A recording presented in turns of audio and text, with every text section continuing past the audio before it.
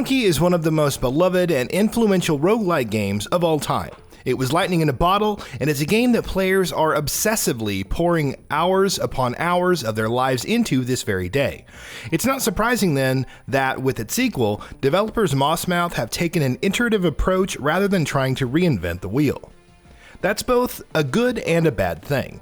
On one hand, Spelunky 2 offers the same tight platforming and addictive gameplay that its predecessor did, and by not trying to rewrite any of its most fundamental rules, it ensures that if you liked the first game, there's no way you won't enjoy the second. At the same time though, the lack of ambition feels a little disappointing, especially because the changes Spelunky 2 does make are some of its best elements, and I can't shake the feeling that more of that would have elevated this great game into an even better one.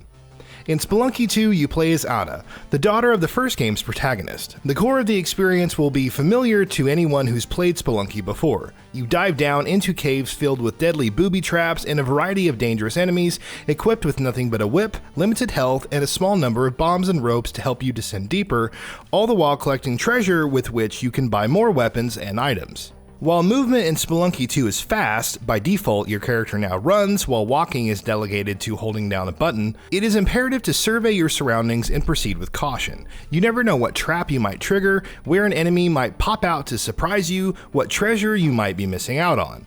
Death comes quickly in Spelunky 2, and it often comes very, very often, but as is the case with most roguelikes, each death is also a learning moment.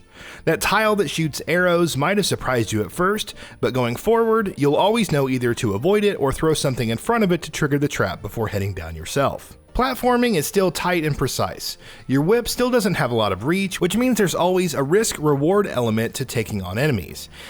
Enemies themselves also exhibit a lot of variety and force you to change how you approach any given situation on a near constant basis. All of this is, of course, par for the course for anyone who's played Spelunky, and that core formula hasn't changed in the sequel.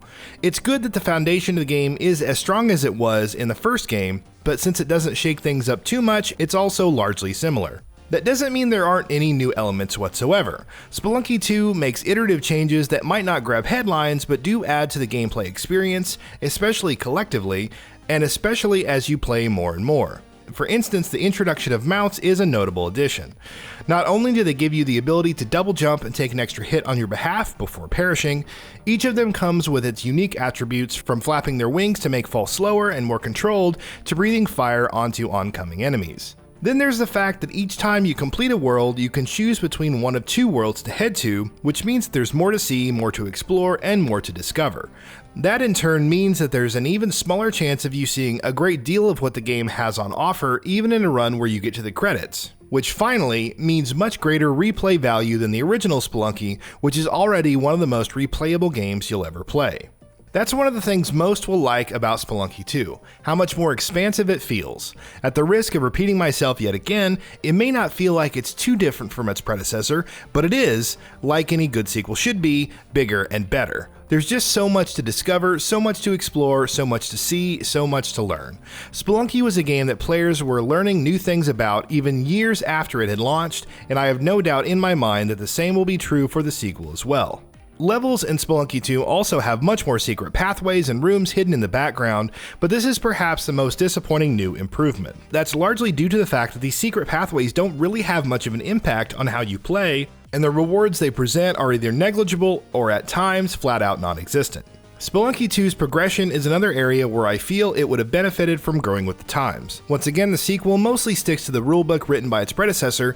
As you descend through its procedurally generated levels, you collect more treasures and unlock more items and weapons, but every time you die, your progress resets. Such is the way any roguelike game operates, but Spelunky 2 can feel a bit too punishing at times, especially since having to play through similar areas again and again without any of the upgrades you've unlocked can open the door for the feeling of repetition to creep on.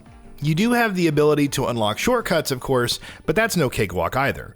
All in all, Spelunky 2 can occasionally end up feeling a bit too unforgiving, and while that's not exactly a new feeling in a Spelunky game, it's a little disappointing that the sequel sticks to its guns so closely rather than trying some new things and potentially introducing improvements to an already solid formula.